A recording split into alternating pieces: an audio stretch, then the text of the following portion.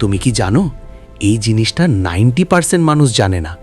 মানুষ মাংস খেলে শরীরের ভিতরে এমন কিছু হয় যা কয়েক ঘন্টার মধ্যেই শক্তিতে বদলে যায়। আমরা প্রতিদিন মাংস খাই, কিন্তু খাওয়ার পর এর সাথে আসলে কি ঘটে? চলুন দেখি এক টুকরো মাংসের রহস্যময় যাত্রা। প্রথমে মাংস ঢোকে মুখে, দাঁত এটাকে ছোট টুকরো করে, লালা খাবারকে নরম করে, তারপর এটি নেমে যায় খাদ্যনালী দিয়ে। পেটে পৌঁছলে শক্তিশালী অ্যাসিড কাজ শুরু করে, মাংস ভেঙে যায় ছোট অংশে। এরপর ছোট অন্ত্রে এনজাইম প্রোটিনকে ভেঙে অ্যামিনো অ্যাসিড বানায়।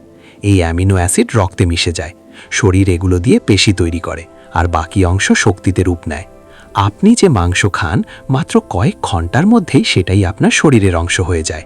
আপনার শক্তি, আপনার পেশি, সব কিছুর পিছনে আছে এই রহস্যময় যাত্রা। এমন আরও অবাক করা সায়েন্স ফ্যাক্ট জানতে ভিডিওটি লাইক দিন, বন্ধুদের সাথে শেয়ার করুন, আর চ্যানেলটি সাবস্ক্রাইব করতে ভুলবেন না।